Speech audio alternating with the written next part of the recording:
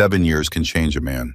7 years ago, I was Michael Turner, a respected mechanic in Riverbend, Ohio, with what I thought was a perfect family.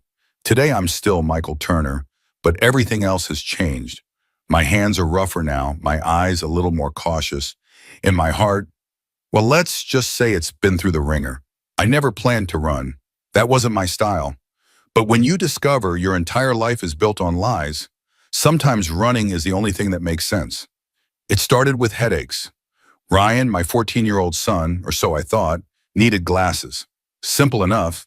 The school nurse suggested we get his eyes checked, but Linda, my wife of 17 years, kept putting it off. Money was tight, she said. We'd get to it. But Ryan's headaches got worse. Being the provider I was, I scheduled the appointment myself. The optometrist was thorough, too thorough. He noticed something in Ryan's eyes that concerned him, some rare genetic marker that can indicate a predisposition to certain conditions. He suggested we all get tested, just to be safe.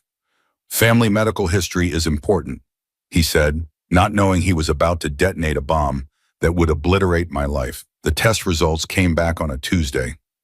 I remember because I'd taken the day off to fix the leaky bathroom faucet that had been driving Linda crazy for weeks. I was elbow deep in pipes when my phone rang. Mr. Turner, this is Dr. Levine's office. There's been an irregularity with your family's test results. Could you come in today? The doctor's office was cold, not just the temperature, but the way they looked at me, with pity. Dr. Levine, a balding man with kind eyes, sat me down and cleared his throat twice before speaking. Mr. Turner, the genetic markers we tested for, there's no easy way to say this. You're not Ryan's biological father. I laughed. I actually laughed right in his face. That's impossible. There must be a mistake. Dr. Levine slid a paper across his desk. We ran the test twice, sir. The probability of non-paternity is 99.9998%. I'm very sorry. The drive home was a blur. My hands gripped the steering wheel so tight my knuckles turned white. 17 years of marriage. 14 years raising a boy I thought was mine. How many other lies had I swallowed? Linda was in the kitchen when I got home, chopping vegetables for dinner like it was any other day. Like she hadn't been living a lie for over a decade. How long have you known? I asked, my voice unnaturally calm. She didn't turn around. Known what, Mike? That Ryan isn't my son. The knife stopped mid-chop. Her shoulders tensed, then slumped. When she finally turned to face me, her expression wasn't guilt or remorse. It was annoyance. How did you find out? She asked, like I was the one who'd done something wrong. The genetic test. Answer my question, Linda. How long have you known? She sighed, setting down the knife. Since the beginning. It was a mistake, Mike. One night before we were married, it didn't mean anything. 14 years, Linda. 14 years you let me believe he was mine. He is yours, she snapped. You raised him. What difference does biology make? I stared at her, this woman I thought I knew. Who is his real father?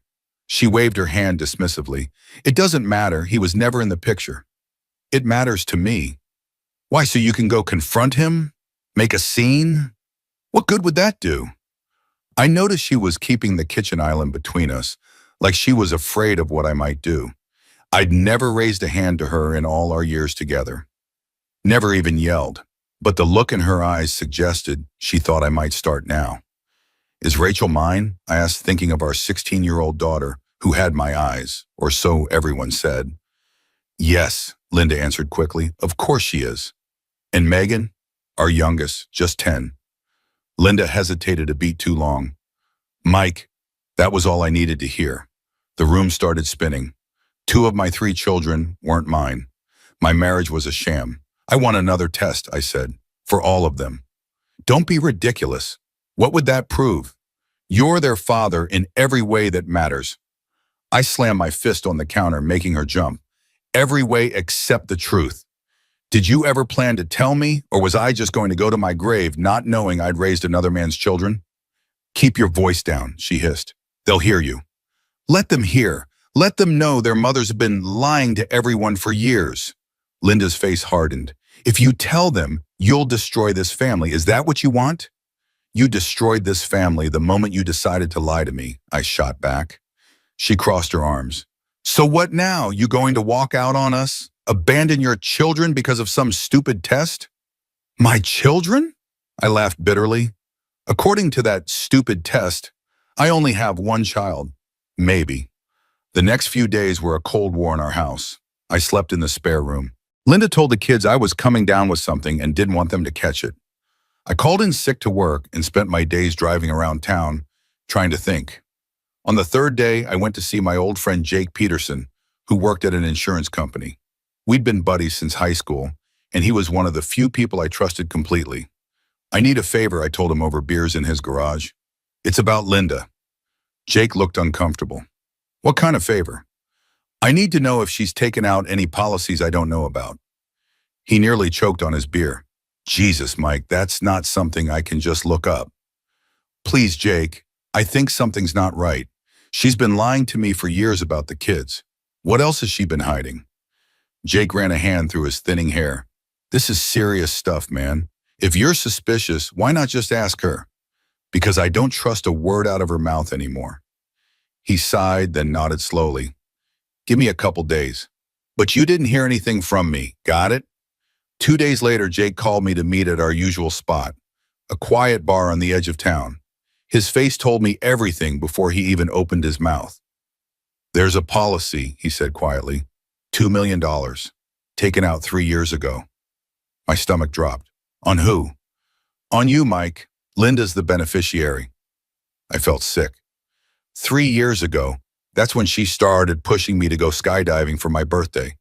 And rock climbing. Said I needed more adventure in my life. Jake didn't say anything, but his eyes said it all. There's more, he continued reluctantly. The policy has a suicide exclusion, but it pays triple for accidental death. $6 million if I died in an accident. Suddenly, all those adventure activities Linda had been encouraging made terrible sense. Mike, if what you're thinking is right, you need to be careful. Really careful. That night, I couldn't sleep. Every creak in the house made me tense. Was my wife capable of murder? A week ago, I would have laughed at the suggestion. Now I wasn't so sure. I slipped out of bed at 3 a.m. and went to Linda's home office. Her computer was password protected, but I knew she used the same password for everything. Megan's birthday.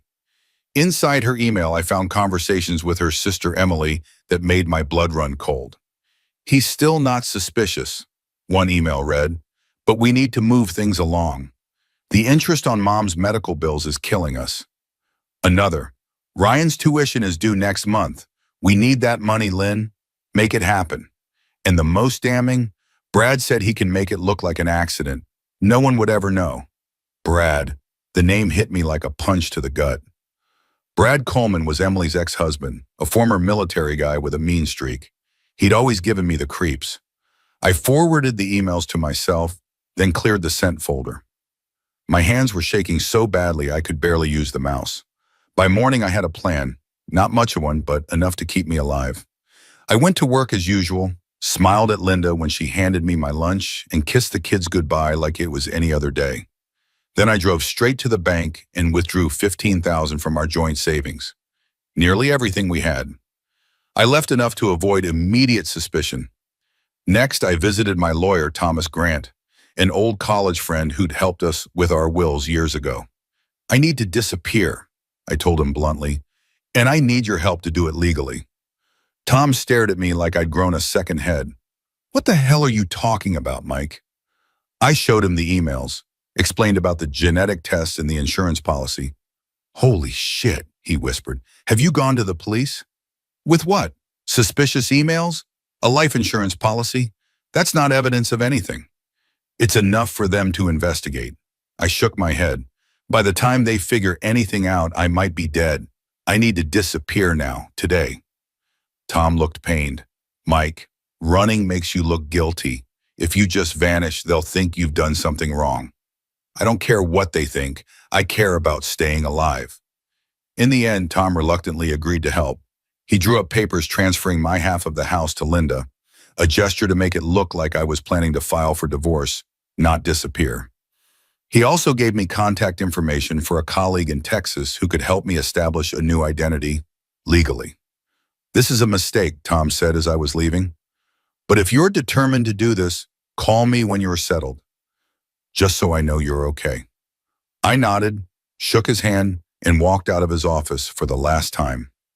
I didn't go home that night.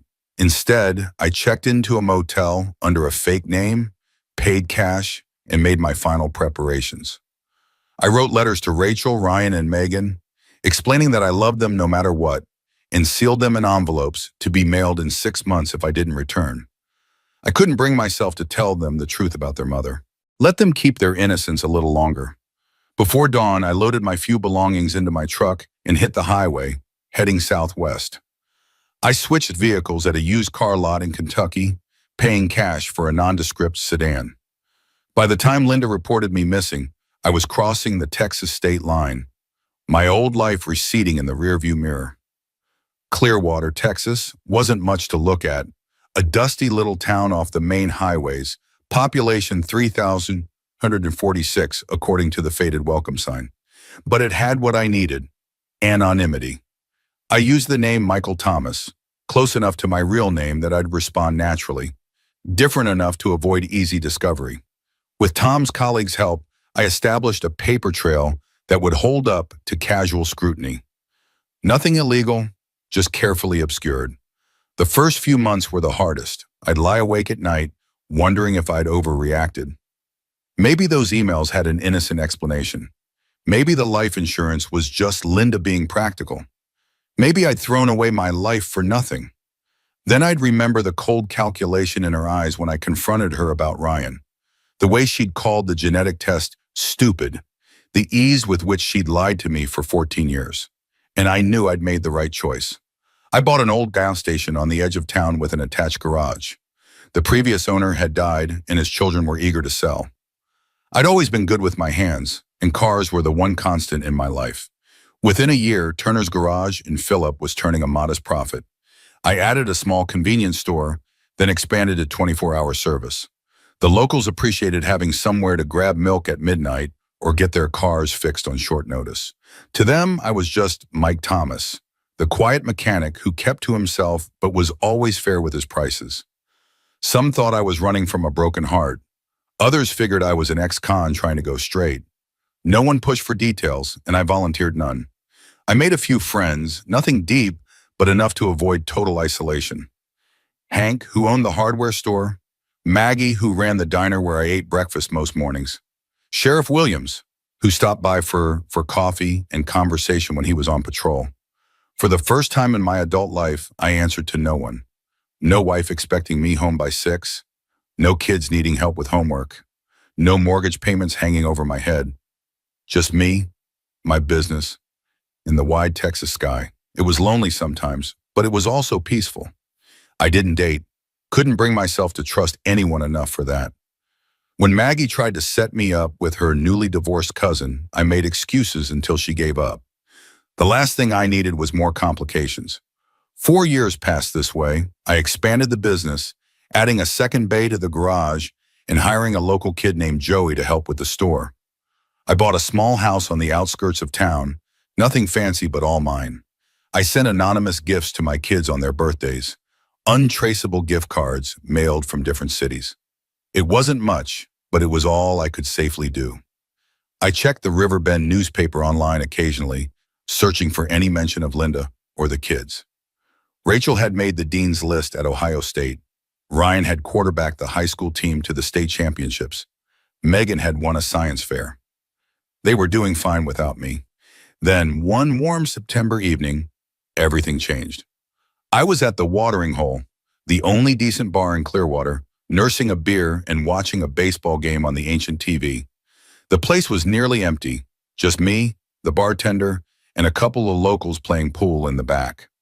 The door opened, letting in a blast of hot air and 2 strangers, a woman in her late 30s and a young man, maybe 20 or so. Something about them seemed vaguely familiar, but I couldn't place them. The woman scanned the bar, her eyes passing over me, then returning. She nudged her companion and whispered something. They approached my table slowly, like I might bolt if they moved too quickly. "Michael Turner?" the woman asked, her voice carrying a hint of the Midwest that I hadn't heard in years. I froze, my beer halfway to my lips. "You've got the wrong guy," I said automatically. "Name's Thomas." She smiled sadly. "No, it's not. You're Michael Turner from Riverbend, Ohio. I'd know you anywhere. You haven't changed that much." I studied her face and suddenly it clicked. "Emily," I said flatly. "Linda's sister." She nodded. "And this is Ryan."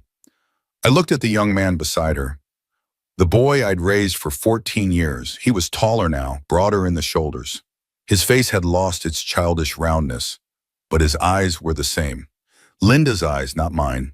Never mine. "What do you want?" I asked, keeping my voice level with effort. "Can we sit?" Emily gestured to the empty chairs at my table. I hesitated, then nodded. They slid into the seats across from me. Ryan wouldn't meet my eyes. "How did you find me?" I asked. "It wasn't easy," Emily admitted. "We've been looking for years." "Why?" Emily glanced at Ryan, then back to me. "Linda's sick, Michael. Really sick. Cancer. The doctors say she doesn't have much time left." I took a long pull of my beer, letting the information sink in. "I'm sorry to hear that," I said finally, surprised to find I meant it. Despite everything, I didn't wish that on her. "She wants to see you," Emily continued, "to make things right before it's too late." I laughed bitterly. "Make things right after what she did? After what you helped her do?" Emily had the grace to look ashamed. "I know we hurt you." "Hurt me?" I cut her off. "You plotted to kill me for insurance money. That goes beyond hurt." Ryan's head snapped up. "What are you talking about?" I looked at him, really looked at him. The confusion in his face seemed genuine. "You don't know," I realized. "She never told you why I left." "She said you had a midlife crisis," Ryan said slowly, "that you ran off with some woman you met at work." I shook my head. There was no other woman. There was just your mother trying to collect on a life insurance policy by arranging an accident for me. Emily's face had gone pale. "That's not true. Linda would never—" "Save it," I interrupted. "I saw the emails, Emily, between you and her, planning with Brad to make it look like an accident, planning how to spend the money from my policy." Ryan looked between us, confused. "Mom said you abandoned us, that you didn't want to be a father anymore." "I never abandoned my children," I said firmly. "I loved you, all three of you, more than anything. I ran because I was afraid for my life." "But why would Mom want to hurt you?" Ryan pressed. I hesitated. This wasn't how I'd imagined this conversation going. Not that I'd ever really imagined it at all. "Ryan, there's something you should know, something I found out right before I left." Emily cut in quickly. "This isn't the time or place for this, Michael." "For what?" Ryan asked. "What don't I know?" I looked him straight in the eye. "According to a genetic test we took, I'm not your biological father." The color drained from Ryan's face. "That's a lie." "I wish it were," I said quietly. "The test showed I'm not Megan's father either. Only Rachel is biologically mine." Ryan turned to Emily. "Is this true?" Emily's silence was answer enough. "Who is my real father then?" Ryan demanded. "I don't know," I admitted. "Your mother wouldn't tell me." Ryan stood up abruptly, his chair scraping loudly against the floor. "I need some air," he muttered, and strode out of the bar. Emily and I sat in an uncomfortable silence for a long moment. "You shouldn't have told him like that," she said finally. "Were you ever going to tell him at all?" She looked away. "Linda thought it would be easier if he didn't know." "Easier for who?" I asked. "For him or for her?" Emily didn't answer. Instead, she pulled out a business card and placed it on the table. "This is where we're staying, the roadside motel just outside town, room 14. If you change your mind about seeing Linda, let us know. We'll be here 3 more days." She stood to leave, then paused. "For what it's worth, I never knew about any insurance policy or plot to hurt you. If Linda was involved in something like that, it wasn't with my knowledge." I met her gaze steadily. "I saw the emails, Emily. Your name was all over them." She shook her head. "I don't know what you think you saw, but you're wrong." After she left, I sat there finishing my beer, my mind racing. Was it possible I'd misinterpreted those emails?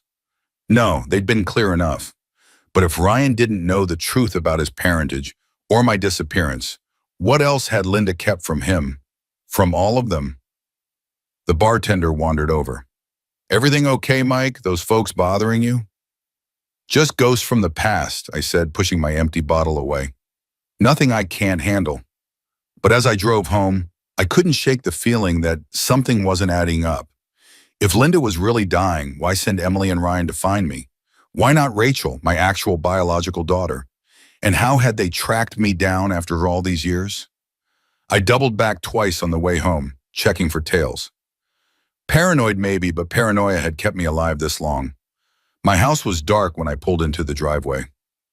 I sat in my truck for a few minutes watching the shadows before heading inside. Once the door was locked behind me, I pulled out my burner phone, the one I kept for emergencies only, and dialed a number I hadn't used in years. Hello? The voice was groggy with sleep. Tom, it's Mike Turner. A pause. Jesus Christ, do you know what time it is here? Sorry, it's important. I heard rustling and then the click of a light switch. Are you okay? It's been, 6 years? 7, I corrected. And no, I'm not okay. They found me, Tom. Who found you? Linda's sister and Ryan. They showed up at a bar in town tonight, said Linda's dying of cancer and wants to see me. Tom was silent for a moment. Do you believe them? I don't know what to believe anymore. What are you going to do? I rubbed my eyes, suddenly bone-tired.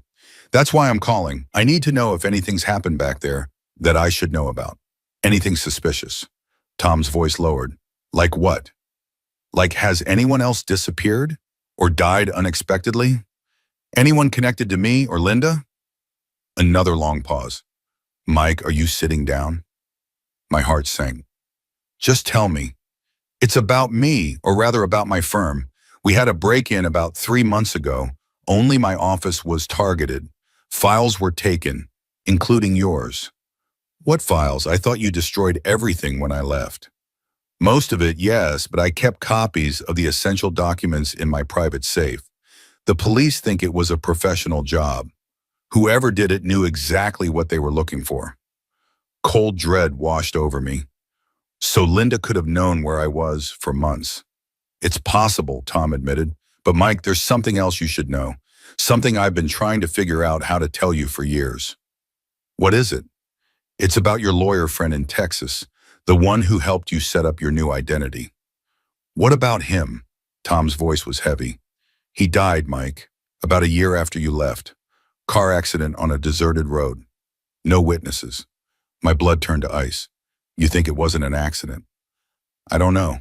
Maybe I'm being paranoid, but after what you told me about those emails, it seemed too convenient. I closed my eyes trying to process this new information. So they could have been tracking me for years. It's possible, Tom said again.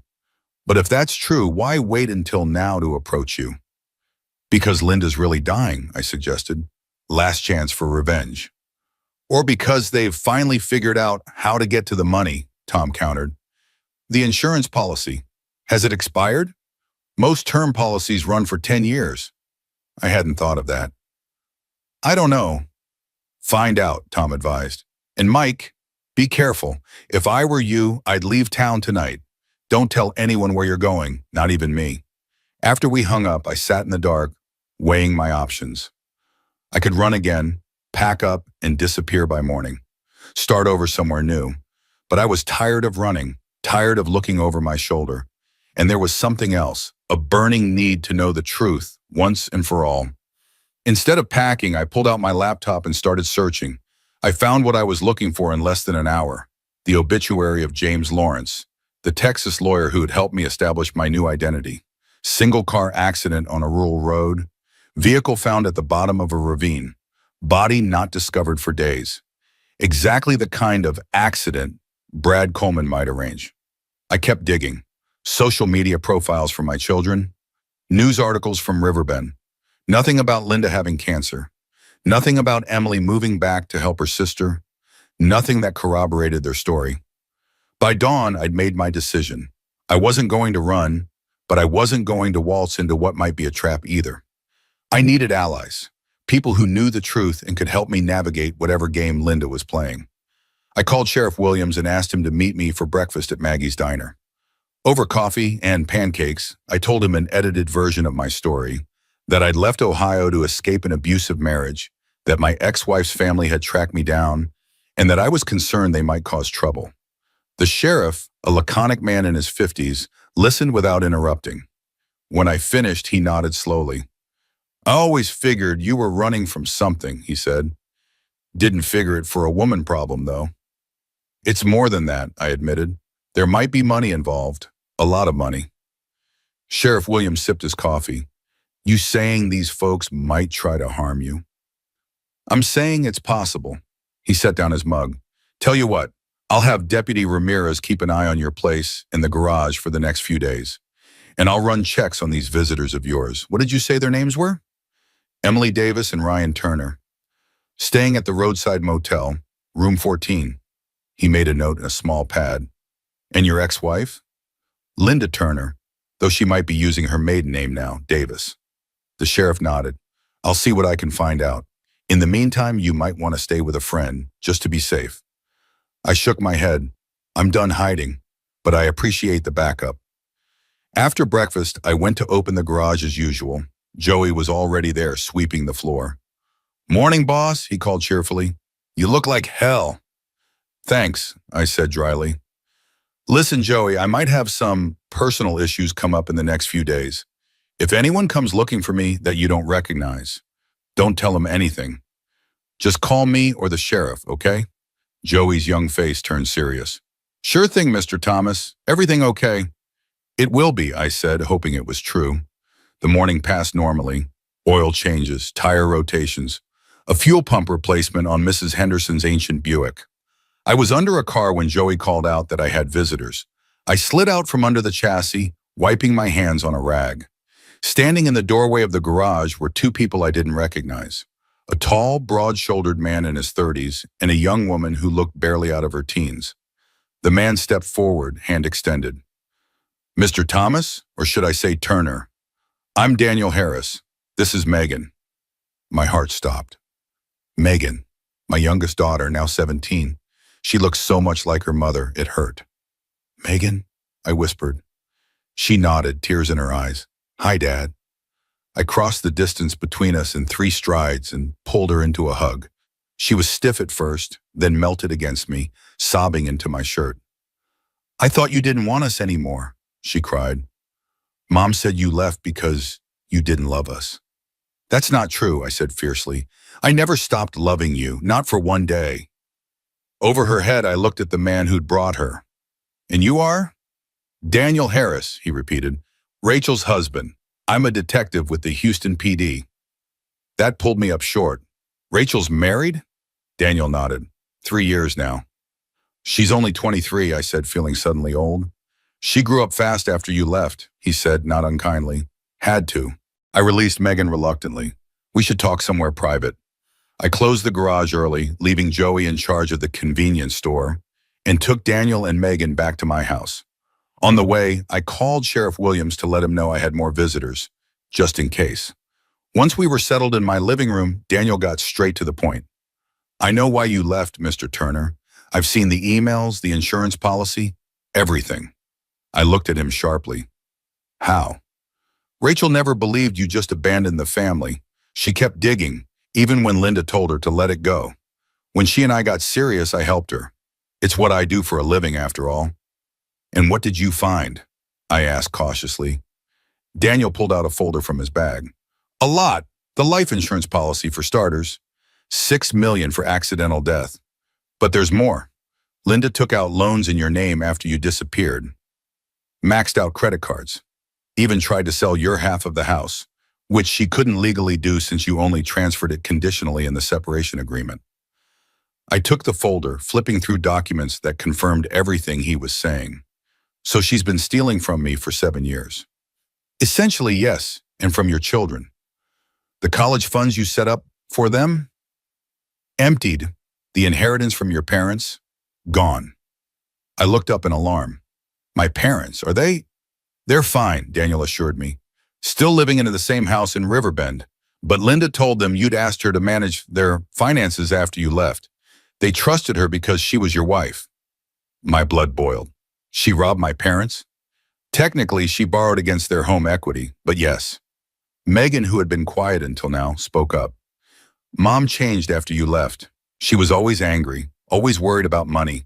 Emily moved in with us, and they were always whispering together, stopping when one of us came into the room. Did you know about the genetic test? I asked her gently. About Ryan and about me not being your biological daughter, Megan finished. I found out last year. Mom was drunk and let it slip. That's when I started asking questions. I'm so sorry, Megan. I never wanted you to find out that way. She shrugged, trying to look tough, despite the tears still drying on her cheeks. It doesn't matter. You're still my dad, the only one I've ever known. Her words warmed something in me that had been cold for a very long time. So why come looking for me now? I asked Daniel. After all these years. Daniel exchanged a glance with Megan. 2 reasons. First, Linda's getting desperate. The money's running out, and her creditors are closing in. Second, she's engaged. That caught me by surprise. Engaged to who? Robert Winters. He's a lawyer in Riverbend, used to work for the district attorney's office. Now he has his own practice, specializing in insurance claims and estate planning. The pieces started falling into place. And let me guess, he's helping her try to have me declared legally dead so she can collect on that insurance policy. Daniel nodded. They filed the petition last month. In Ohio, a missing person can be declared dead after 7 years without contact. That's next week. So Emily and Ryan showing up here was to confirm you're alive, Daniel finished. They probably planned to tell Linda, who would then withdraw the petition before a judge could rule on it. But why would she do that? I asked, confused. If she wants the money, because insurance fraud is a felony, Daniel explained. If she files knowing you're alive, she goes to prison. But if she can arrange another accident for you after confirming your location, she collects legally, I said grimly, and with her new lawyer fiancé to help navigate any suspicions. Megan looked horrified. You think Mom's trying to have you killed? I didn't want to frighten her, but I couldn't lie either. I think it's a possibility we need to consider. Daniel nodded in agreement. That's why we're here, to warn you and to help figure out a plan. What about Rachel, I asked, and Ryan? Where do they stand in all this? Rachel's back in Ohio, keeping an eye on Linda and Emily. She's the one who tipped us off when they suddenly took off for Texas, Daniel said. As for Ryan, we're not sure. He and Linda have always been close. But from what Megan says, he seemed genuinely shocked when Emily told him they'd found you. I thought about Ryan's reaction in the bar when I told him about the genetic test. The shock had seemed real. I don't think he knows what his mother is planning, I said slowly. I'm not even sure Emily knows the whole story. Daniel leaned forward. Mr. Turner. Mike, I interrupted. If you're married to my daughter, you might as well use my first name. He smiled slightly. Mike, we need to move quickly. Linda and her fiancé have connections in law enforcement back in Ohio. And I don't have any jurisdiction here in Texas. So what's the plan? I asked. First, we document everything. Make copies of all the evidence, store it in multiple secure locations. Second, we file a formal complaint with the FBI about the identity theft and financial fraud. That gets federal investigators involved, which takes it out of the hands of Linda's local connections. And third, I prompted. Daniel's expression turned grim. We set a trap. Use you as bait to catch whoever they send to handle the accident. Megan protested immediately. No, that's too dangerous. I considered it carefully. It might be our best option. If we catch someone in the act, we have concrete evidence of attempted murder. Without that, it's just speculation in old emails. Exactly, Daniel nodded. What about my identity here? I asked. Once we go to the authorities, Michael Thomas disappears. I've built a life here, a business. We can work with that, Daniel assured me. Get your real name restored legally, transfer the business ownership. It won't be simple, but it's doable. I looked around my modest living room, thinking about all I'd built in Clearwater. I'd miss it, but perhaps it was time to stop hiding, time to reclaim my real life. Okay, I said finally. I'm in, but we do this my way, no unnecessary risks. Daniel nodded. Agreed. We'll need local help, though. Someone you trust. Sheriff Williams, I said without hesitation. He already knows something's up, and he's a good man. Perfect. We'll bring him in tomorrow. For tonight, though, I think Megan should stay at a hotel in the next town over. Somewhere Linda's people won't think to look. I shook my head. She stays with me. I've missed 7 years with my daughter. I'm not missing another night. Megan smiled, the first real smile I'd seen from her. I'd like that, Dad. Daniel didn't look happy but nodded. All right, but I'm staying too, and we set up some basic security measures. That night, Megan and I talked about the years we'd lost. Her eyes lit up when she described her passion for marine biology, and I found myself sharing stories about my new life in Texas. The good parts, anyway. For a few precious hours, we weren't a family torn apart by lies and betrayal. We were just a father and daughter reconnecting, making up for lost time. Why didn't you try to contact us? She asked as the night grew late. Let us know you were okay. I was afraid, I admitted, afraid Linda would track me down, afraid she'd turn you all against me with lies. And later I thought you might be better off without me complicating your lives. We weren't better off, Megan said softly. We needed our dad. I blinked back tears. I'm so sorry, Megs. I thought I was protecting you by staying away. You can make up for it now, she said, squeezing my hand. Come home with us. Is that what you want? For me to come back to Riverbend? She nodded eagerly. Grandma and Grandpa miss you so much, and Rachel's going to have a baby in a few months. You could be there for that. A grandchild. The thought hit me like a thunderbolt. Rachel's pregnant? Yeah, little girl. They're going to name her Lily. For the first time in 7 years, I let myself imagine a future beyond hiding, a future with my family in it. The next morning, we met with Sheriff Williams at his office.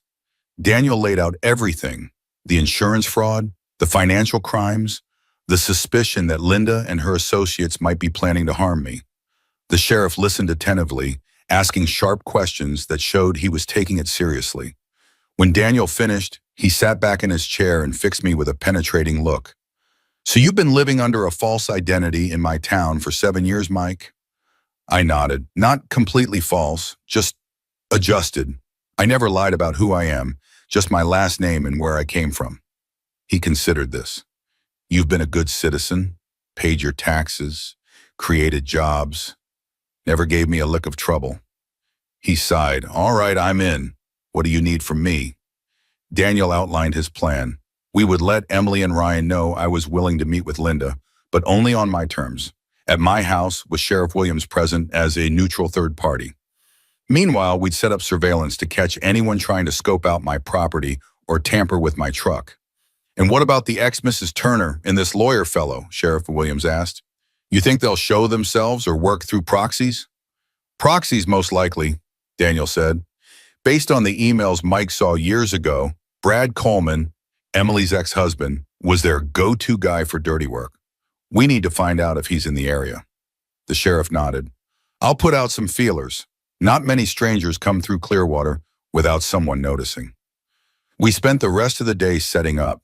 Daniel installed small cameras around my property, covering all approaches to the house and garage. Sheriff Williams assigned a deputy to park within view of the roadside motel, watching room 14. I went about my business as usual, though I kept my service pistol, a relic from my days in the National Guard that I'd brought with me from Ohio, close at hand. That evening, I called the number on the business card Emily had left. Ryan answered. It's Michael Turner, I said when he hesitated. I've been thinking about what you said, about your mother being sick. She is, Ryan insisted. She doesn't have much time left. I'm sorry to hear that, I said, keeping my voice neutral. I'd like to see her, to clear the air before it's too late. I could hear the relief in Ryan's voice. That's great. We can drive to Houston, catch the first flight. No, I cut him off. I'm not going back to Ohio. If she wants to see me, she can come here, to my house. But she's too sick to travel, Ryan protested. Then I guess we don't have much to talk about. There was a pause, then I heard muffled voices as Ryan consulted with someone. Emily, presumably. Hold on, he said after a moment. Emily wants to talk to you. Michael? Emily's voice came on the line. Thank you for reconsidering. Linda will be so grateful. I'm not doing it for her, I said coldly. I'm doing it for my children, for closure. Of course, she said smoothly. About the arrangements. Linda really isn't well enough to fly. Not my problem, Emily sighed. What if we compromise? There's a clinic in Houston that can provide the care she needs during travel. We could bring her there, and you could meet us in the city. I almost smiled at how neatly she was trying to move me away from my home turf into a location they could control. No, my house, here in Clearwater. Take it or leave it. Another pause. All right, but it will take a few days to arrange medical transport. Fine, Saturday, 2 p.m. And Emily, I'm bringing a friend, the local sheriff, just to keep things civil. Is that really necessary? She asked, a hint of alarm in her voice. It is if you want me there. After more protesting, she finally agreed. We hung up and I turned to Daniel and Megan, who had been listening on speakerphone. They took the bait, Daniel said. Now we wait and watch. We didn't have to wait long. That night, around 3 a.m., one of Daniel's cameras picked up movement near my garage. A figure in dark clothing was examining my truck, paying particular attention to the brake lines. Daniel woke me immediately. We watched the live feed on his laptop as the intruder worked methodically, clearly experienced at whatever sabotage he was attempting. That's our guy, Daniel whispered. Should we call the sheriff? I shook my head. Not yet, let him finish. Let's get all the evidence we can. 20 minutes later, the figure slipped away into the darkness. Daniel immediately checked the camera covering the street and caught the man getting into a dark sedan parked 2 blocks away. Got the plate, he said triumphantly, jotting down the number. Now we call the sheriff. Sheriff Williams arrived within 15 minutes, accompanied by 2 deputies. Daniel showed him the footage and the license plate. Rental car, the sheriff said, after running the plate. Picked up at Houston Airport yesterday afternoon. Can you find out who rented it? I asked. Already on it. Meanwhile, nobody touches that truck. It's evidence now. By morning, we had a name. William Bradley Coleman. Brad, just as I'd suspected. He's ex-military, Daniel told me as we sat in Sheriff Williams' office. Dishonorable discharge 8 years ago for assault. Since then, he's been picked up for various offenses, but nothing serious enough to put him away for long. And his connection to Emily? The sheriff asked. They were married for 3 years, divorced about a year before Mike disappeared. From what Rachel could find out, they've stayed in touch. Emily bailed him out of jail twice in the last 5 years. Sheriff Williams leaned back in his chair. So we've got him on attempted vehicular tampering, possibly attempted murder, if we can prove the brake lines were sabotaged. But how do we connect him to your ex and her sister? Phone records, Daniel suggested. If we can get a warrant for his cell phone, we might find communications with Emily or Linda. That'll take time, the sheriff pointed out, and a lot more evidence than we have now. Judges don't issue warrants on hunches, even good ones. I thought for a moment. What if we confronted him directly? Used what we know to flip him against Linda and Emily? Daniel looked skeptical. That's risky. He might refuse to talk, or worse, warn them that we're onto them. Not if we play it right, I insisted. Men like Brad have one loyalty, to themselves. If he thinks he's being set up to take the fall, he might turn on them to save his own skin. Sheriff Williams nodded slowly. It could work, but we'd need to isolate him first. Make sure he can't contact anyone. And we need to be careful not to tip our hand to Emily and Ryan, Daniel added. As far as they are concerned, everything's proceeding as planned. We spent the next day preparing. Sheriff Williams arrested Brad on a minor charge, public intoxication, after spotting him at a bar in town, and held him in the county jail. Meanwhile, Daniel and I worked out exactly how to approach him. That night, with Megan safely tucked away at my neighbor Maggie's house, we made our move. The sheriff brought Brad to an interrogation room where Daniel and I waited. Brad was a hard-looking man, all muscle and meanness. His eyes narrowed when he saw me. Who the hell are you people? He demanded. I know my rights. I want a lawyer. You're not under arrest, Mr. Coleman, Sheriff Williams said mildly. Just helping us with some inquiries. You're free to go anytime. Brad started to stand up. Although, the sheriff continued, if you walk out that door, I'll have to process the evidence we found on your person and in your rental car, and then you would be under arrest for attempted murder. Brad sank back into his chair, his face expressionless. I don't know what you're talking about. I leaned forward. Cut the crap, Brad. We have you on video tampering with my truck. The brake lines, specifically. Very professional work. Military training, I'm guessing? A flicker of uncertainty crossed his face. Here's what I don't understand, I continued. Why would you risk a lengthy prison sentence for Linda and Emily? What's in it for you? I don't know any Linda or Emily, he said flatly. Daniel slid a photo across the table. Brad with Emily at what looked like a bar dated just 3 months ago. Try again. Brad's jaw tightened, but he remained silent. Let me tell you what I think, I said conversationally. I think they promised you a cut of the insurance money. $6 million is a lot to split. But here's the problem, Brad. You're the only one taking the risk. If you'd succeeded in sabotaging my brakes and I died, who do you think the police would look at first? Not me, Brad said, but there was a hint of doubt in his voice. The local mechanic's brake lines just happened to fail catastrophically. Right after his long-lost ex-wife's sister shows up in town? Come on, you'd be the prime suspect, and Linda and Emily would be 600 miles away with perfect alibis. Brad shifted uncomfortably. They're setting you up, man, Daniel chimed in, using you, and when it all goes south, you'll be the one doing 25 to life while they're living it up on the insurance payout. That's not how it is, Brad muttered. No, I raised an eyebrow. Then how is it? Because from where I'm sitting, you're taking all the risk for what? A promise from a woman who's screwed over everyone she's ever known? Brad glared at me. You don't know what you're talking about. This wasn't about killing anyone, just scaring you, making you leave town. I exchanged glances with Daniel. This was unexpected. Cutting brake lines isn't meant to scare someone, Brad, Daniel said gently. It's meant to kill them. Brad ran a hand through his short hair. Look, I was just doing what I was told. Emily said they needed you gone before Saturday, that you were threatening Linda somehow. Threatening her how? I pressed. I don't know. She just said you had to be gone. Out of the picture. Sheriff Williams, who had been quietly observing, spoke up. Mr. Coleman, you're in a whole heap of trouble here. Attempted vehicular sabotage is a felony. With your record, you're looking at significant time. But if you cooperate, tell us everything you know about what Linda and Emily are planning, I might be able to put in a good word with the DA. Brad looked between the three of us, weighing his options. Finally, he slumped in his chair. What do you want to know? For the next hour, Brad laid it all out. Linda's cancer was a lie. The whole story about her wanting to reconcile before dying was fabrication. The real plan was much simpler.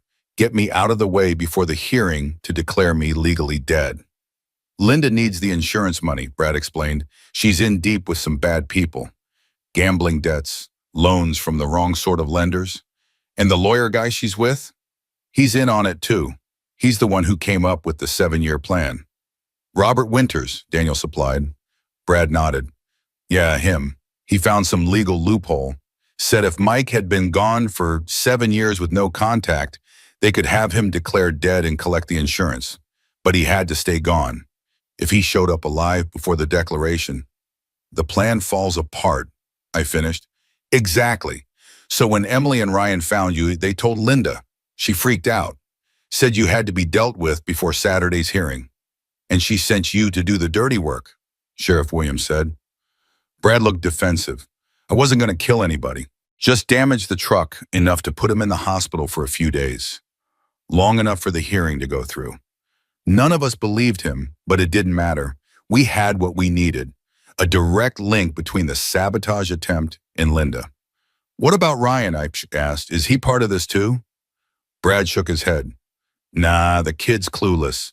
Emily's using him as cover. He really thinks his mom is sick and wants to make peace. That at least was a relief. So what happens now? Brad asked. Sheriff Williams stood up. Now, Mr. Coleman, you're going to put all this in a signed statement, and then you're going to help us catch your employers in the act. The plan came together quickly.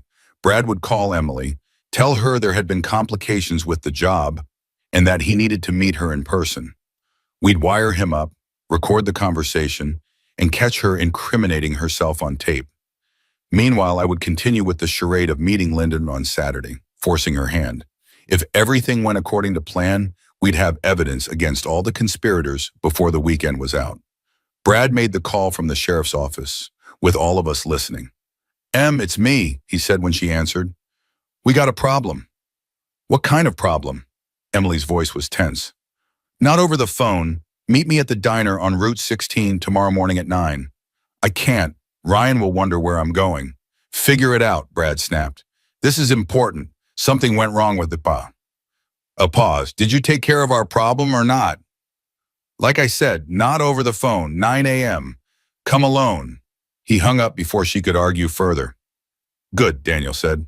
Now we wait. The next morning, Brad sat in a booth at the back of the diner, wearing a wire under his shirt. Sheriff Williams and a deputy were positioned as customers at the counter. Daniel and I watched from a parked car across the street, listening through a receiver. Emily arrived precisely at 9, looking nervous.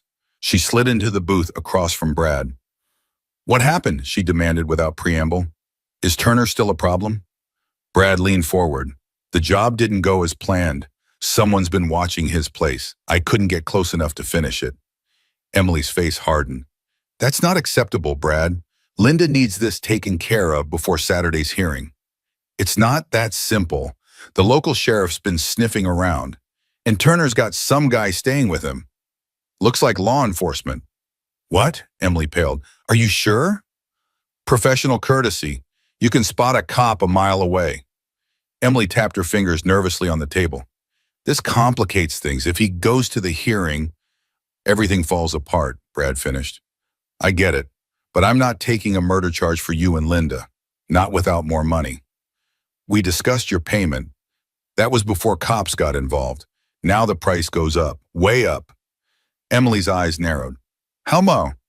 $500,000. Wow, after the insurance pays out. That's ridiculous. Is it?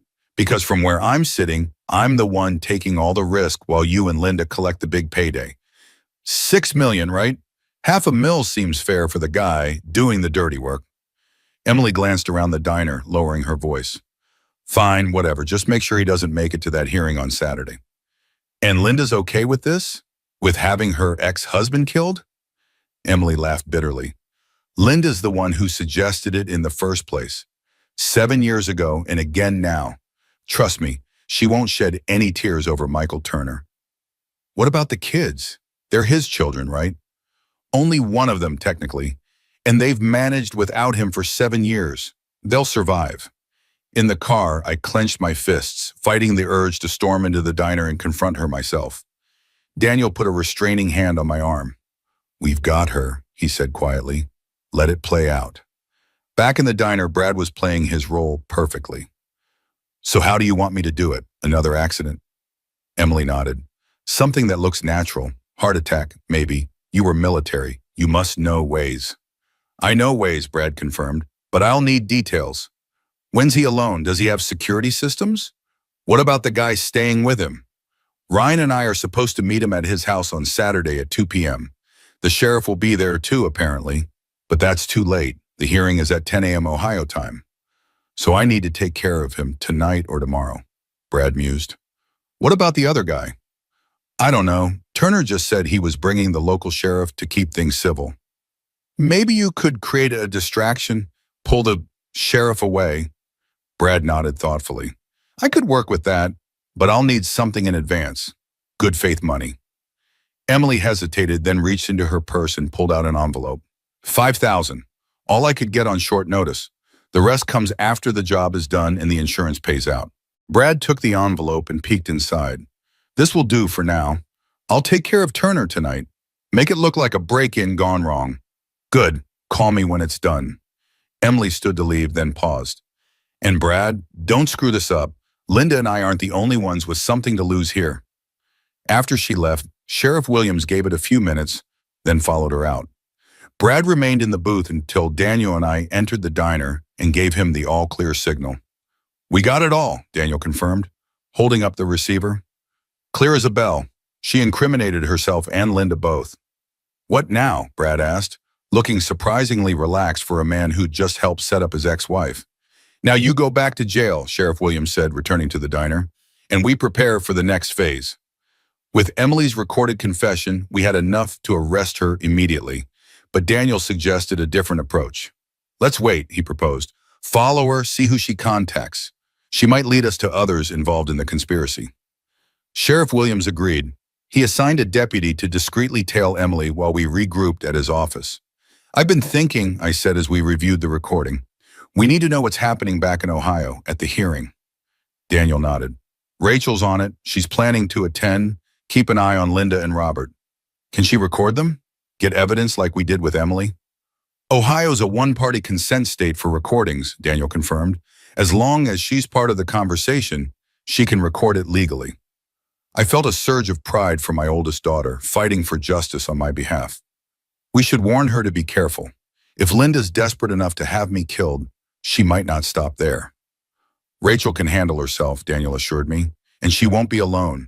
Her friend Sophia is a county prosecutor. She knows everything and is helping unofficially. That night, Emily made her move, but not the one we expected. Instead of contacting Linda or plotting further against me, she and Ryan checked out of the roadside motel and headed for Houston. The deputy following them reported they went straight to the airport and bought tickets for the first morning flight back to Ohio.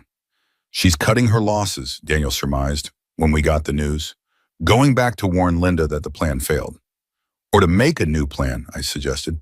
Either way, we need to move fast. If Emily makes it back to Ohio before the hearing, Sheriff Williams was already on the phone with the Houston police, arranging for Emily to be detained at the airport. But bureaucracy moved slowly, and by the time the authorization came through, her flight had already departed. Now what? I asked, feeling our carefully constructed plan unraveling. Daniel checked his watch. It's 7 a.m. in Ohio. The hearing is at 10. Rachel should be there by now. He called her, putting the phone on speaker. Dad's alive, Rachel said without preamble when she answered. I just told Mom's lawyer. You should have seen his face. What about Linda? Daniel asked. Is she there? Not yet, but Robert Winters is having a meltdown in the courthouse hallway.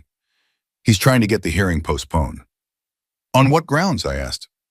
There was a pause. Dad, is that you? It's me, sweetheart. I'm here with Daniel and the sheriff. I heard a muffled sob.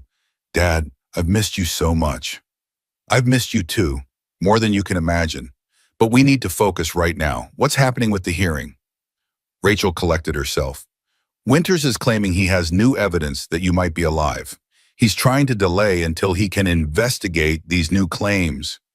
The judge isn't buying it, another female voice added, presumably Rachel's friend Sophia. She's insisting the hearing proceed as scheduled unless Linda withdraws the petition entirely. Which she won't do because that would mean admitting she knew you were alive all along, Rachel explained. So either way, she's trapped, I realized. If the hearing goes forward, you testify that I'm alive, and she's exposed for fraud. If she withdraws, it raises questions about why she suddenly changed her mind. Exactly, Rachel confirmed. And now Emily's trying to call her, but she's not answering. Sophia's got a contact in the county prosecutor's office standing by. The moment Linda perjures herself in that courtroom, they're ready to move. I felt a weight lifting from my shoulders. After 7 years of hiding, of looking over my shoulder, justice was finally within reach. Rachel, I said, my voice thick with emotion, I want you to know how proud I am of you, of all you've done. Just come home, Dad, she said softly. That's all I want. The next few hours were a whirlwind of activity. Rachel kept us updated via text as the hearing approached. Linda arrived at the courthouse with Robert Winters at her side, looking confident despite his obvious distress. She ignored Rachel completely, not knowing her daughter was now her biggest threat. At 10 a.m. Ohio time, the hearing began. Rachel was allowed in as an interested party, Linda's daughter who might inherit from my estate. She kept her phone on silent, texting updates when she could. Linda just testified that she hasn't heard from you in 7 years. Judge asking if she has any reason to believe you're still alive. She said no, perjury on record. Rachel just called as witness. Drop the bomb. Linda's face. Judge has suspended proceedings. Prosecutor moving in. Finally, the call we'd been waiting for came through. They arrested her, Rachel said triumphantly. Right there in the courtroom. Linda and Robert both, for insurance fraud and perjury. You should have seen it, Dad. She was screaming that it was all a misunderstanding. I closed my eyes, feeling a complex mix of emotions, relief, vindication, and an unexpected twinge of sadness for the woman I'd once loved. "What about Emily?" Daniel asked. "Her flight should have landed by now." "Police are waiting for her at the gate," Rachel confirmed. "Sophia's contact arranged it. They're charging her as a co-conspirator based on the recording you sent." "And Ryan?" I asked. "What happens to him?" Rachel's voice softened. "He's devastated, Dad. Finding out about the DNA test, then learning his mother was willing to commit murder for money. It's a lot to process." "Tell him I'd like to talk to him," I said. "When he's ready. None of this is his fault." "I will," she promised. "So, when are you coming home?" Home, the word resonated differently now. For 7 years, Clearwater had been my refuge, but it had never truly been home. "Soon," I told her. "There are some things I need to take care of here first, but soon." The aftermath was both simpler and more complicated than I'd anticipated. With Linda, Emily, and Robert in custody, the immediate danger was past. Brad Coleman agreed to testify against them in exchange for reduced charges. The evidence was overwhelming: the recorded confession, the attempted sabotage of my truck, the fraudulent insurance claim, the financial crimes. But rebuilding my life would take time. I had a business to transition, a legal identity to reclaim, and relationships to repair. The children I'd left behind were now adults with lives of their own. The parents I'd abandoned were 7 years older. 7 years of memories lost. Sheriff Williams helped me navigate the legal aspects of returning to my true identity. The local bank worked with me to transfer business ownership from Michael Thomas to Michael Turner. Joey, my young employee, took the news of my secret past with surprising equanimity. "So you're not really Mr. Thomas?" he asked when I explained the situation. "No, my real name is Turner, Michael Turner." He shrugged. "Does this mean I don't get paid this week?" I laughed, feeling lighter than I had in years. "No, it means you're getting a promotion. I'll need a manager when I go back to Ohio for a while." His eyes widened. "Seriously? You trust me with that?" "Why not? You've earned it." As the pieces of my old life and new began to fit together, there was one more surprise waiting for me. One evening, as I was closing up the garage, a woman approached, tall, with auburn hair and cautious eyes. "Michael Turner?" she asked hesitantly. I tensed automatically, still not fully adjusted to using my real name again. "Yes? I'm Julia Brooks, Maggie's niece. She said you might be able to help me." Julia, I learned over coffee at Maggie's diner, was running from her own past. An abusive husband in the military who refused to accept their marriage was over. "The restraining order doesn't stop him," she explained, her hands wrapped tightly around her mug. "He shows up at my work, my apartment. The police say they can't do anything until he actually hurts me." "By then it might be too late," I said, understanding all too well. She nodded, eyes downcast. "Aunt Maggie said you might understand, that you know what it's like to need a fresh start." I did understand, better than most. "What do you need?" "A job, somewhere to stay where he won't find me. Just until my transfer to the Marine Research Center in Corpus Christi comes through." I thought about my convenience store, which had been running short-handed since I promoted Joey to garage manager. "Can you operate a cash register? Stock shelves?" Hope flickered in her eyes. "Yes, I managed a bookstore before I had to leave." "The job's yours if you want it, and there's an apartment above the store. It's nothing fancy, but it's secure." "Why would you help me? You don't even know me." I smiled sadly, because 7 years ago, someone helped me when I needed it. It's time I paid that forward. Julia became more than an employee. As the weeks passed, she proved herself intelligent, hardworking, and surprisingly knowledgeable about business operations. With her help, the convenience store's profits increased by 30%. She had a knack for customer service that I'd always lacked, and a head for numbers that impressed even my accountant. Meanwhile, the legal proceedings against Linda, Emily, and Robert moved forward. I made several trips back to Ohio, reconnecting with Rachel and her husband, with Megan, with my parents who cried when they first joined me. Even Ryan eventually agreed to meet, though our relationship remained tentative, fraught with the complicated legacy of biology and betrayal. The prosecutor offered Linda and her co-conspirators a plea deal, reduced sentences in exchange for full confessions. Linda and Robert took it. Emily surprisingly refused, insisting on her innocence despite the damning recording.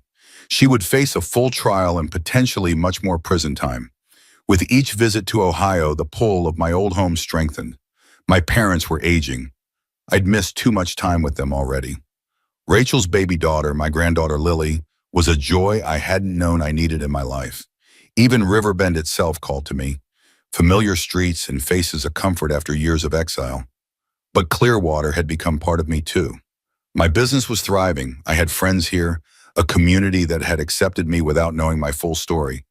And there was Julia, whose quiet strength and determination reminded me daily of my own journey. One evening, as we were closing up the store together, I broached the subject that had been on my mind. "I need to go back to Ohio," I said. "Not just for a visit this time." Julia nodded, her expression unreadable. "Figured that was coming. Your family needs you." "Yes," I agreed, "but I've built something here too, something I'm not ready to walk away from." She shelved a can of beans with careful precision. "So what will you do?" "I'm thinking of splitting my time. 6 months here, 6 months there. At least until we see how the expansion goes." The expansion had been Julia's idea, adding a second convenience store location in the neighboring town. It was a sound business move, one that would create more jobs and increase our revenue substantially. "We?" she asked, a hint of vulnerability in her voice. I took a deep breath. "I'm hoping you'll consider becoming a partner in the business. You've more than earned it." Her eyes widened. "Michael, I can't possibly afford to buy in." "That's not what I'm proposing," I interrupted gently. "Your contribution would be your skills, your ideas, your hard work. I'd provide the capital, equal partners." "Why would you do that?" She sounded genuinely confused. "Because you're brilliant at this. Because the business has grown more in 6 months with you than in the previous 3 years without you. Because—" I hesitated, then decided honesty was the only path forward. "Because I care about you. More than I expected to care about anyone again." A flush spread across her cheeks. "Michael." "You don't have to answer now," I said quickly. "Think about it. Talk to a lawyer if you want to. Make sure it's the right move for you." She studied my face for a long moment. "And if I say yes to the partnership? Then we build something together, something that's ours. And if I say yes to the other thing, the thing you didn't quite say?" My heart hammered in my chest. "Then I'd be the luckiest man in Texas." Her smile started slowly, then bloomed into something radiant. "I'll think about it. Both offers." 3 days later, she gave me her answer, yes to the partnership, maybe to the rest. "I need time," she explained. "My last relationship left scars."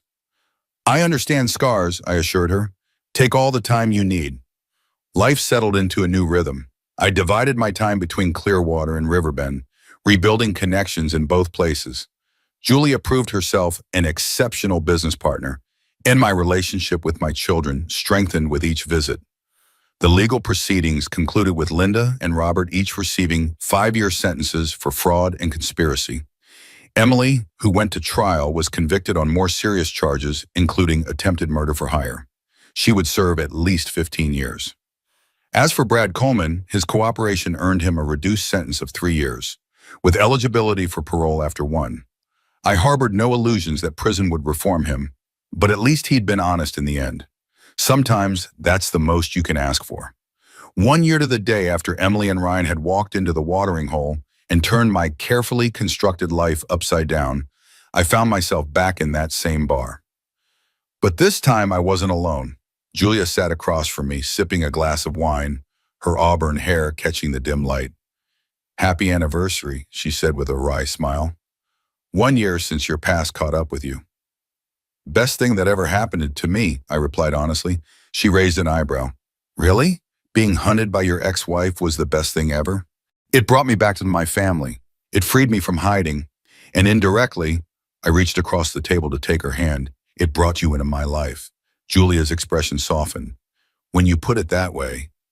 "I've been thinking," I said, my thumb tracing circles on her palm, "about the future, about us." "Have you now?" There was a teasing note in her voice, but her eyes were serious. This back and forth between Texas and Ohio, it's not sustainable long term. Not if we're going to build something real together. She nodded. I've been thinking the same thing. Your family is there, your roots. But our business is here, I countered, and you love the coast, the marine research you're doing on weekends. So what's the solution? I took a deep breath. What if we bring them here? My parents are retired. Rachel and Daniel could transfer to the Houston PD. Megan's looking at marine biology programs for college anyway. Julia's eyes widened. You want to move your entire family to Texas? I want to stop living a divided life, I clarified. I want to build a future with you, right here in Clearwater. But I also want my family to be part of that future. And you think they'd come? Just pick up and move states? I think they've missed enough years with me that they'd consider it, especially if... I hesitated, suddenly nervous. If what? She prompted. I reached into my pocket and pulled out a small velvet box, especially if they had a wedding to attend. Julia's hand flew to her mouth as I opened the box, revealing a simple diamond ring. Michael, I know it's only been a year, I said quickly, and I promise to give you time, but I've spent 7 years of my life hiding, Julia. I don't want to waste another day pretending I'm not completely in love with you. Tears welled in her eyes. Ask me properly. I slid from my chair and knelt beside her, ignoring the curious glances from the few other patrons. Julia Brooks, will you marry me? Be my partner in life as well as business? Her smile was like sunrise after the longest night. Yes, yes to all of it. 2 months later, my parents' moving truck arrived in Clearwater, followed closely by Rachel, Daniel, and baby Lily. Megan had already been accepted to the marine biology program at Texas A&M Corpus Christi, just a 2-hour drive away. Even Ryan came for the wedding, his presence a tentative step toward reconciliation. We held the ceremony in my backyard, now our backyard, under a canopy of Texas stars. Sheriff Williams served as my best man. Maggie, who had introduced me to Julia, beamed from the front row as her niece walked down the makeshift aisle. As Julia and I exchanged vows, I marveled at the strange, winding path that had led me here. A DNA test that shattered my world. 7 years of exile. A conspiracy that nearly cost me my life. And yet, without those trials, I wouldn't be standing here, surrounded by both my old family and my new one, about to begin the next chapter of my life. During the reception, Sheriff Williams pulled me aside, a serious expression on his normally stoic face. Just got word from the county prosecutor, he said quietly. They're expanding the investigation based on evidence from Linda's case. Seems your ex-wife wasn't the only one running insurance scams in Riverbend. She's named names, hoping for a reduced sentence. I raised my eyebrows. Anyone I know? Several prominent citizens. The mayor, 2 council members, even the police chief. I whistled softly. A regular corruption ring. Looks that way. Your case broke it open. He clapped me on the shoulder. You did good, Mike, facing your past head on instead of running again. I watched Julia laughing with Rachel, my mother cradling baby Lily, my father deep in conversation with Daniel. Megan was showing Ryan photos on her phone, the two of them cautiously rebuilding their sibling bond despite the lack of biological connection. I'm done running, I told the sheriff, for good. Later that night, as Julia and I swayed to a slow song under strings of twinkling lights, she rested her head on my shoulder. Happy? She murmured. I gazed around at my assembled family, the one I'd lost and found again, and the one I was just beginning to build. At the business we'd grown together, at the community that had embraced us both. More than I ever thought possible, I answered truthfully. Who would have believed a DNA test could lead to all this? She smiled up at me. Sometimes the worst moments of our lives lead us exactly where we need to be. As we danced under the stars, I knew she was right. 7 years ago, a genetic test had shattered my world. Today it had led me to a new one, better and brighter than I could have imagined. Not despite the pain and betrayal, but because of it.